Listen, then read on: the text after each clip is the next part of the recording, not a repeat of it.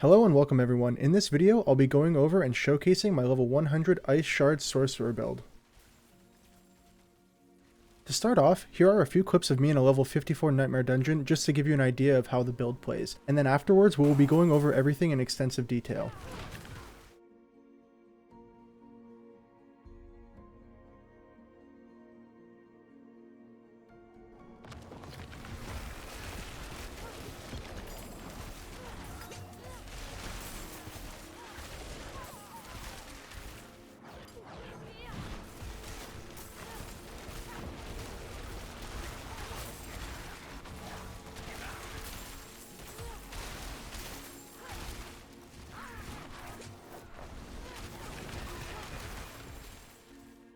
Alright, so to start things off, let's go over the skill tree. 2 points into Firebolt, which we're going to be putting in our enchantment slot. We come down here, we take Ice Shards, we take Destructive Ice Shards. I've seen some people take Greater Ice Shards, although personally I think that having the consistent Vulnerable is just better. 2 points into Devastation for me personally, which you'll see helps us stay above 100 mana, which gives us a ton of crit with this legendary aspect. But you could probably get away with just taking 1 point here. 3 points into Elemental Dominance. Extra core skill damage is always nice. Come down here, we take Flame Shield. I only actually have 1 point into Flame Shield, and the rest of the ranks are coming from my necklace, but we'll go over the gear a little bit later. So Flame Shield, we take the move speed, we take the heal, teleport, we take the reduced cooldown reduction, obviously, and then 30% damage reduction after teleporting, which is pretty nice. I take 2 points into Elemental Attunement. You can actually get away with just putting 1 point into this, but I like having 2 points just to, to get it to proc a little bit more consistently. And then Glass Cannon. Now, personally, I've taken some points out of Glass Cannon just recently because I was trying to push really high level Nightmare Dungeons, and it felt like I was just getting absolutely one-shot by everything. So I wanted to see if a little bit less damage taken would help me. Although, realistically, you should probably be putting as many points into Glass Cannon as you can. And then max ranks to Frost Nova, as each rank will reduce its cooldown. And then I take the Frost Nova makes enemies vulnerable for 4 seconds. Pretty nice. We come down here, we don't take anything in the Conjuration tree, but we do take some of the passives here. So Lucky Hit Chance, really good for helping with our mana, which you'll see a little bit why later on. Line the Elements, 2 points for this. You could probably get away with putting just 1, but I like to build up the damage reduction a little bit faster. 3 points into Mana Shield, 3 points into Protection. These are, pretty straightforward. And then I put 1 point into Meteor, and the main reason is so that we can proc the Immobilize from the Wizard's Meteor upgrade. And then with that Immobilize, it synergizes really well with Devouring Blaze, which gives us a ton of extra crit damage. So against really tanky enemies, your rotation is going to include Meteor, and you're just going to absolutely blow everything up. And we come down here, and I put 3 points into Permafrost, 3 points into Icy Touch, 3 points into Frigid Breeze, and then these 3 points in Hoarfrost are actually just coming from my necklace and are not necessary. And then finally, the last thing we're going to put is Avalanche. I've seen some people try to run Shatter, but in my opinion, without Avalanche, you're going to struggle a lot with maintaining mana, and again, you want to, really try to maintain over 100 mana to maintain the absolutely massive crit buff that you can get from this one legendary aspect. And then as for the enchantment slots, we're going to be putting Firebolt so that we can apply Burn to enemies, and then you'll see later on that in the Paragon Board we get a ton of damage bonuses and damage reduction bonuses from burning enemies. And then the second one is Ice Shards. So every time we freeze something, we just shoot out Ice Shards. It does a ton of damage, and it pretty much insta-kills everything when we use Frost Nova. Now this is the setup that I was using as of around level 75 or so. However, up until then, you're actually going to be changing a few things up. In my opinion, the Meteor really only comes into effect once you get the unique chest piece that makes teleport pull everybody in. Before this, Meteor is just kind of really slow and clunky, and it's not really worth casting just because I don't know, honestly it doesn't really hit enough enemies, and it just seems like a waste of time. So you'd probably take these points out, and what you're actually going to do is you're going to have points into Fireball. And what this does is, instead of the Firebolt enchantment, you would use the Fireball enchantment, so that when you kill enemies, they create a little explosion, and it helps you with your AoE clear a lot. And the reason why we're not going to be using the Fire Bolt enchantment early on is because you only really get the benefit from burning enemies once you're a little bit farther into the Paragon tree. So mine is up here. You can see damage to burning enemies. We'll be going over this a little bit later. But yeah, so only once you're around in your 70s are you going to be making your way into this board, at which point you're going to pick up all these burning damage nodes and you're going to see a massive spike in damage.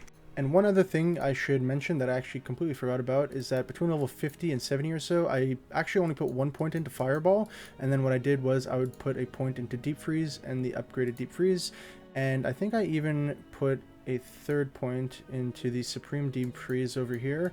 Yeah, you can either take the point out of Elemental Attunement or you could take the point out of Devastation, you know, whichever one you feel is better for you at the time.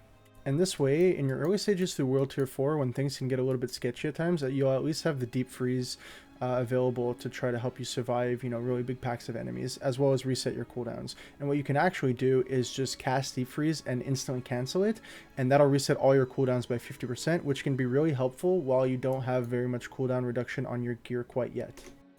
So that's what I did between levels 50 to about 75 with my skill tree, but for the remainder of the guide, I'll be going over my current build at level 100, you know, with my full Paragon board and all the gear that is required for this build. So the next part we're going to go over is the gear, and I'm just going to go through every single slot, as well as which legendary aspect I'm using in each individual slot and alternative options. So for starters, the headpiece. Personally, I like to go for life, cooldown reduction, total armor, max mana, and you might be thinking that the max mana is maybe not such a great stat. However, this does put our total mana pool at 135, and again, we really want to try to maintain over 100 mana at all times so that we get this massive crit bonus. And you know, the headpiece is just a really good spot in the build where you can get a lot of mana pretty easily. So yeah. Life, cooldown reduction, total armor, max mana. Unfortunately, on my headpiece, the life roll was a little bit lower than I would have liked, but it's good enough. Next, we have the chest piece. So I'm using the Raiment of the Infinite, which pulls in enemies when you use teleport and it stuns them. This is extremely useful because we're going to be using the legendary aspect that does 34% more damage to, you know, immobilized, stunned, and frozen enemies. So it's a great way to pull in enemies and stun them to do even more damage, followed up with Frost Nova to do even more damage, and it's just a great option. Now, this chest piece can be kind of hard to get. I think I've gotten a total of 4, my first one being at level 77, and you know, I'm level 100, so quite rare. Up until I used this chest piece, I was using one of these two. I'm not sure exactly which one, but essentially you just want to get as many tanky stats as possible. You know, percent armor is great, damage reduction from close enemies, damage reduction from distant enemies, flat damage reduction, health, these are all good options. And as for the legendary imprint, the best option on the chest is probably this one that you see here. The damaging enemy elite grants you a barrier. It just gives you some extra damage mitigation. It gives you an extra barrier. And in our kit, we have a ton of things that say extra damage while you have a barrier. So it just helps you maintain a barrier at all times. So for our gloves, we're going to be going for pretty much all offensive stats. I like to go for crit, attack speed, ranks of Ice Shards, which can actually go to +4, and then the lucky hit chance to restore primary resource, which I personally like a lot because it helps me maintain my mana above 100 at all times. And then for the legendary aspect, as you can see, the increased damage to immobilized, stunned, and frozen, which essentially makes you do double damage when you pull enemies in with your teleport and Frost Nova them and drop a meteor on them. So yeah, you can get some absolutely crazy numbers with this aspect. So next is pants. Pants, like chest piece, you want all defensive stats. So, you know, damage reduction from close, damage reduction from distant. I'd say from close is probably better, but unfortunately I only got distant on my legs. Health, percent armor, damage reduction. And I'd say if you had to choose one stat over all of these, it would probably be the percent armor, since armor is essentially the best defensive stat in the game. And then as for the legendary aspect, as you can see, percent armor increase is extremely valuable. So next we're going to go over boots. So for boots, you have 3 absolutely mandatory stats, which is the ranks and teleport, ranks and Frost Nova, and movement speed. The ranks and teleport and Frost Nova are extremely valuable since they reduce the cooldown of the individual skills, and cooldown reduction is essentially the most important thing for this build. You constantly want to be cycling through your abilities, as all your abilities are actually both offensive and defensive.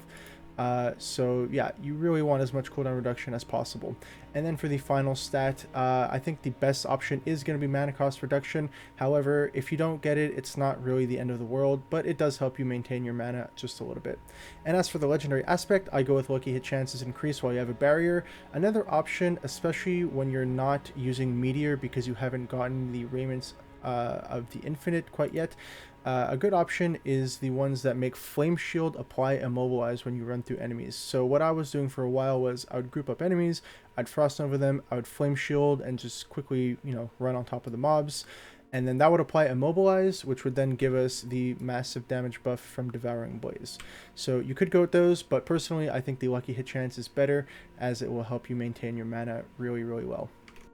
So the next thing we're going to be doing is going over the weapons. So for starters, I'm just going to say you absolutely do not want to be using a staff in this build. And the main reason is because you can get a crazy amount of cooldown reduction on an offhand. As you can see here, the implicit mod 10.3% cooldown reduction, that alone is crazy. And then the fact that you can actually roll cooldown reduction on it. I have a 12.9 roll. I think this goes up to about 15 or so, which can give you a total of about 25% cooldown reduction just on one piece of gear, and cooldown reduction is extremely limited in this game. You can't get any in the Paragon board. The only other pieces that can roll cooldown reduction are your helmet and your necklace and your offhand. That's it. So having an offhand with up to 25% cooldown reduction is absolutely crazy, and that is the absolutely most important thing for your offhand. As for the rest of the stats, I'm going with lucky hit chance, chance to restore primary resource, and resource generation. The lucky hit chance could actually be, I believe, crit chance. That would probably be better. However, this is the best that I've gotten so far. As you can see, it's actually a really high item level as well, so the flat DPS is pretty nice. But yeah, chance to restore primary resource and resource generation is going to help you a crazy amount with maintaining mana, so I would say that those two are ideal. And then as for the main hand, we're going to be going with a wand. You could also go with a dagger if you wanted. However, I think the lucky hit chance from your wand is just a really good way to get lucky hit chance, which will then increase your mana. So personally, I go with vuln damage, int, damage to close, crit damage. I would say that vuln damage, int, and crit damage are absolutely essential for your weapon, since these are your best damage stats. And then damage to close could also be replaced by either core skill damage. Really ideally you just want anything that'll give you a ton of extra damage. But I would say your most important stats are going to be crit damage, vuln damage, and int. And then of course one other thing to account for when looking at a main hand weapon is just the damage per second of the weapon. I've had a lot of people ask me, what should I use? A weapon that has better DPS or a weapon that has better stats? And honestly, there's no perfect answer to this question. It's something that you will just have to evaluate for yourself.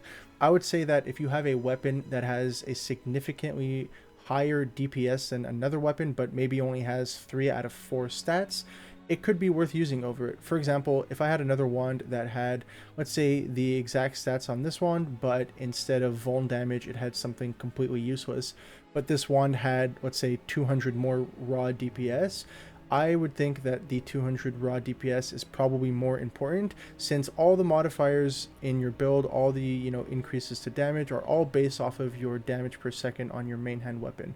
So yeah, if I had a weapon that had, let's say 150 or 200 or 300 more DPS, I would value that more than just one stat being correct.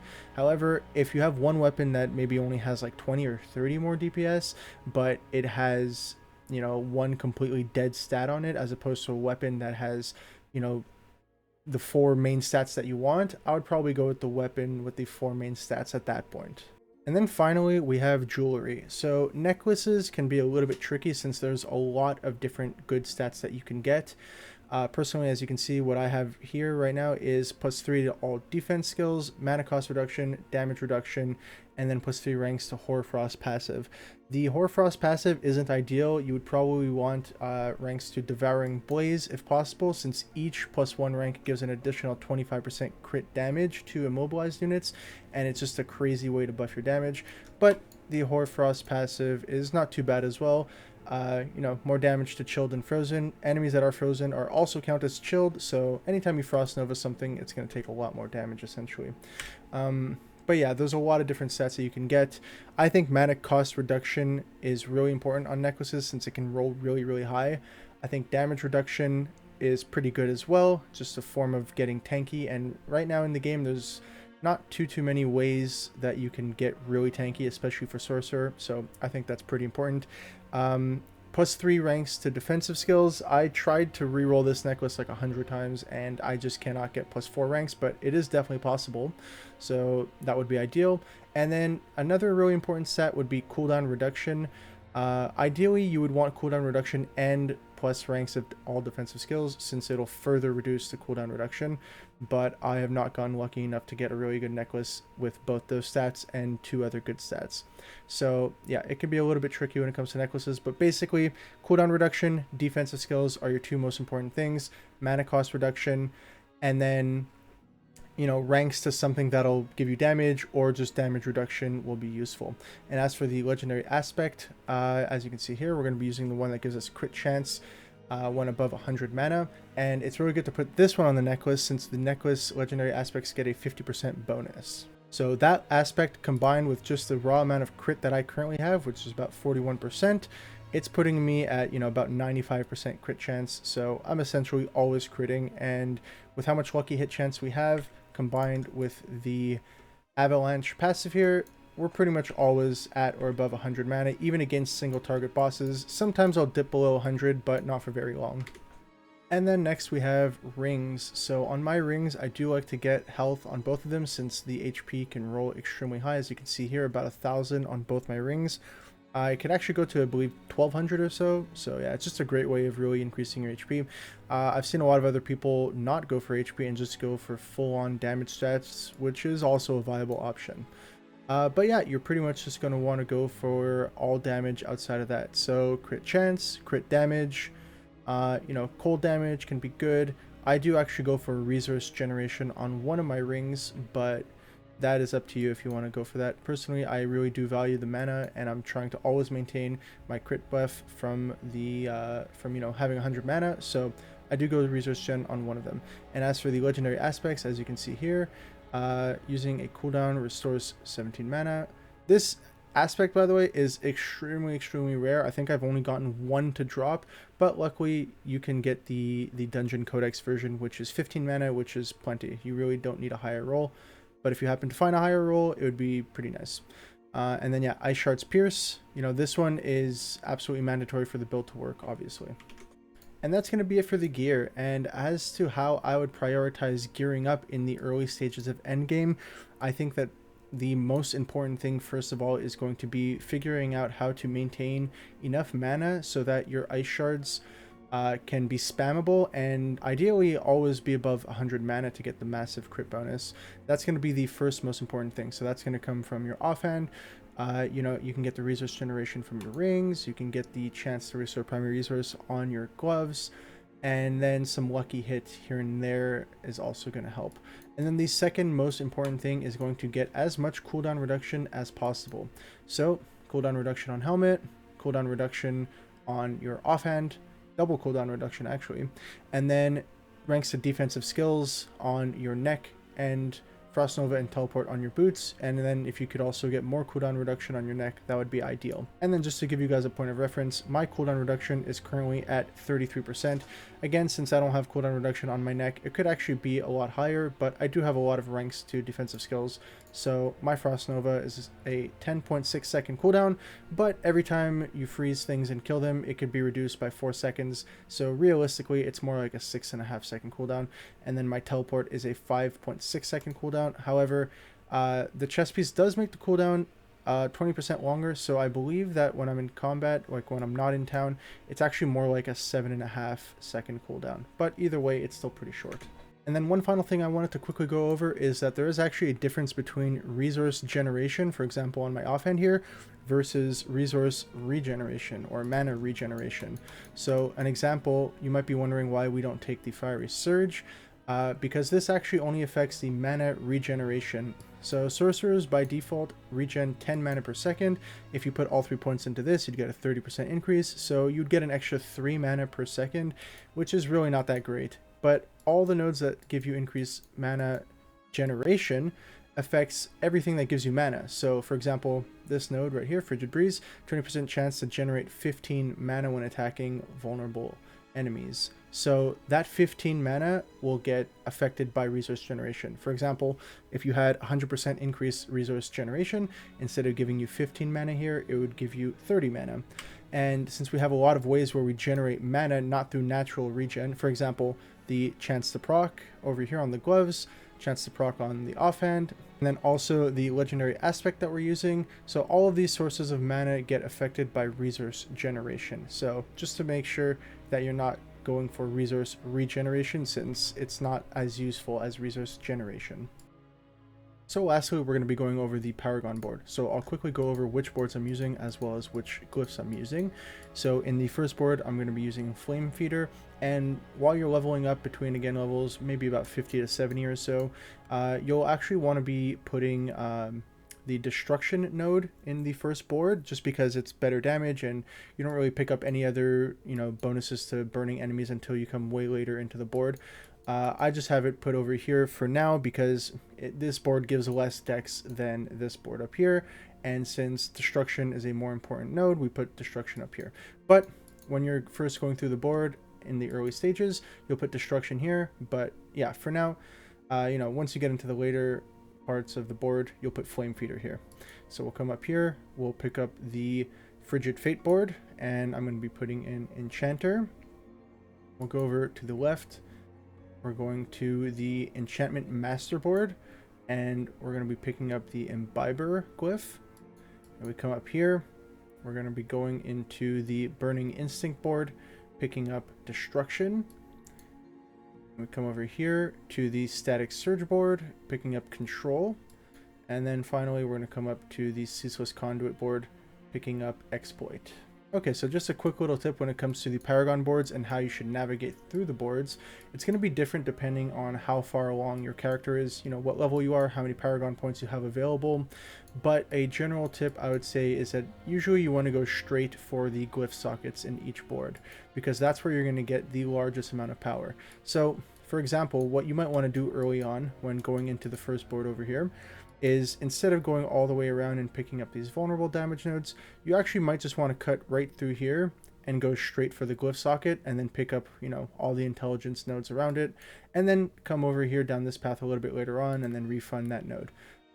Just because, again, you really want to get to the glyph socket as fast as possible.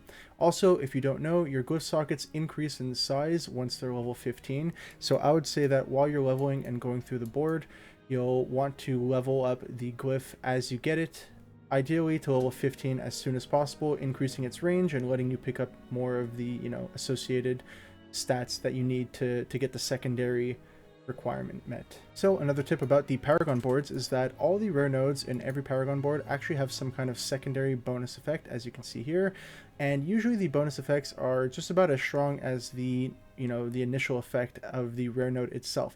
So it could be pretty valuable to pick those up, but there's always going to be some sort of requirement. So for example, dexterity or willpower, and sometimes intelligence for us. Usually in the first few boards, it's pretty easy to meet the requirements.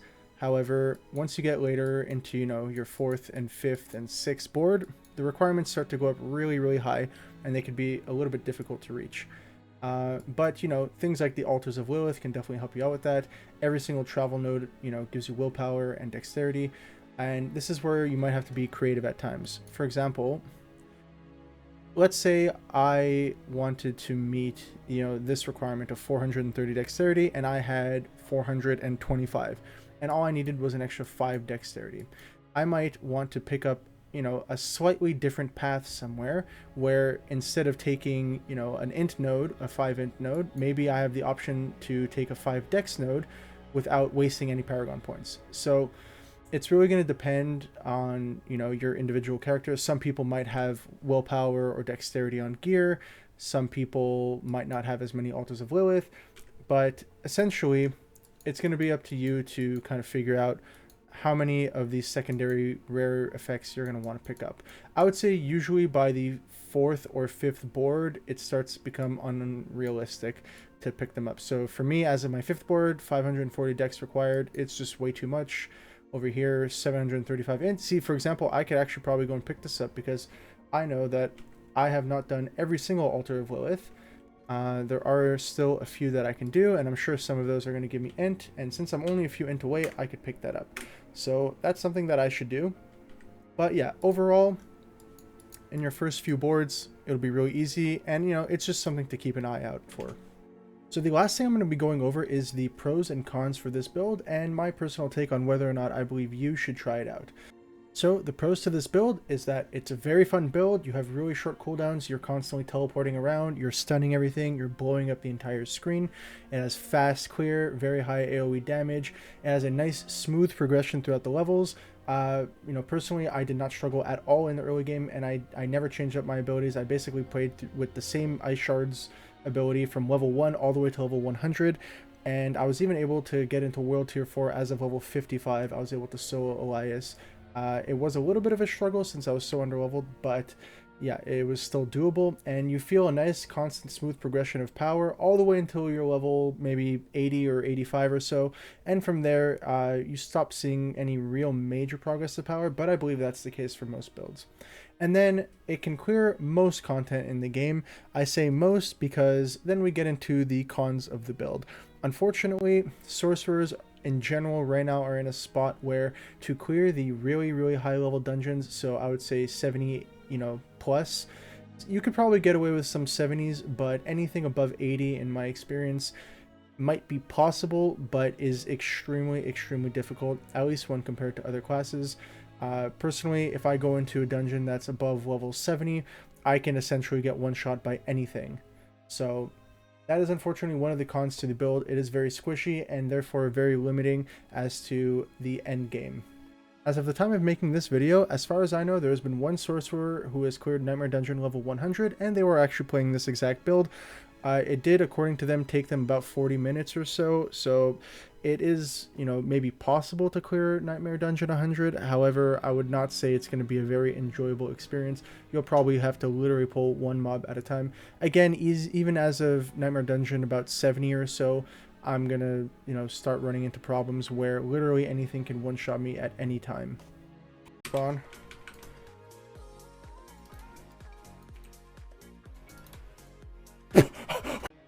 And then finally, the ultimate pinnacle challenge, Uber Lilith. I personally have done about 45 to 50 attempts on her by now, and I can tell you that is not a very enjoyable experience on this class, since most of our damage relies on enemies being either frozen or chilled or stunned or immobilized, and since you can't do any of those to bosses, our damage is really pathetic on Uber Lilith. While it might be possible to kill Uber Lilith, since this build does have a few different ways to break out of CC, you do have good movement options, you do have good complete immunities with Flame Shield, and then you could also switch out Meteor for Deep Freeze. It might be possible to kill her, but since the damage is just so abysmally low, the fight is probably going to take literally 15 to 20 minutes, and needing to dodge one-shot mechanics across the entire screen for that long, you know, just seems essentially impossible. And at the time of making this video, there have been 0 sorcerers who have killed Uber Lilith. If you've made it this far into the video, thank you so much for watching. I hope you've enjoyed, and I hope that the video has been helpful. Make sure to drop a like and subscribe to the channel for more Diablo content coming soon. And if there's any specific builds that you'd like me to cover, let me know in the comments. Thank you all for watching. Hope you have a good day.